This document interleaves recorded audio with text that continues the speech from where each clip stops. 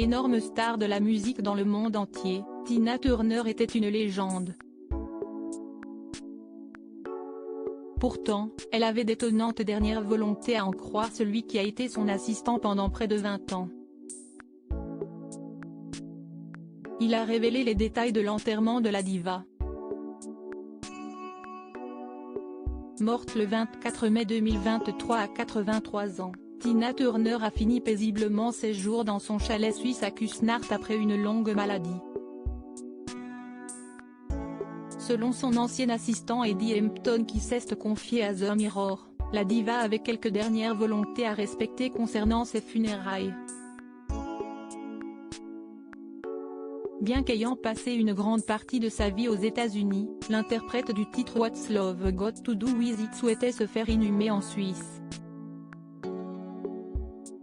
Elle ne voulait pas de grandes funérailles publiques, a-t-il également déclaré auprès du tabloïd britannique, soulignant ainsi la volonté de la star d'une cérémonie de petite taille, en toute intimité.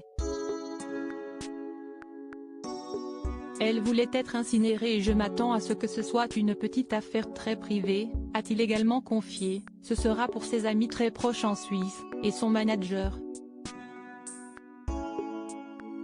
Ce ne sera pas une grande fête de famille.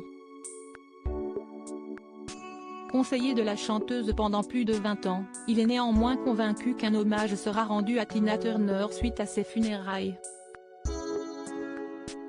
Très discret, il n'a pas révélé le nom des invités ni même la date des funérailles de l'ex-femme de Ike, ex-leader de The Kings of Rhythm auprès duquel elle a débuté sa carrière en tant que choriste. Ayant vécu en Suisse les dernières années de sa vie, Tina Turner était une dame très modeste, polie et amicale selon les locaux interrogés par le Daily Mail. Entourée d'une équipe à ses petits soins, elle conduisait sa propre voiture, une Porsche Cayenne, et passait souvent du temps assise au parc, sur les berges du lac de Zurich, à observer l'horizon. Tina Turner venait parfois en ville pour faire les courses. Elle avait un majordome mais elle aimait y aller elle-même, avec son mari Erwin Bach, qu'elle a épousé en 2013, note de la rédaction. Ils appréciaient particulièrement la Morera Gourmet House. Siesti, le meilleur endroit de la région pour acheter du saumon fumé et des truffes blanches. Siesti, ce qu'il achetait là-bas, explique le boucher du quartier Benilan. À la tête d'une fortune comprise entre 250 et 270 millions de dollars au moment de son décès, la chanteuse devrait léguer cet argent à son époux Erwin Bach. Une partie devrait également être léguée aux deux fils adoptifs de la star, Ike Jr.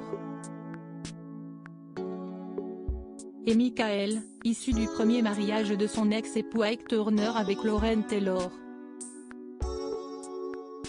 Enfin, Affida Turner, veuve de son fils Ronnie décédé d'un cancer, devrait aussi faire partie des bénéficiaires de l'héritage.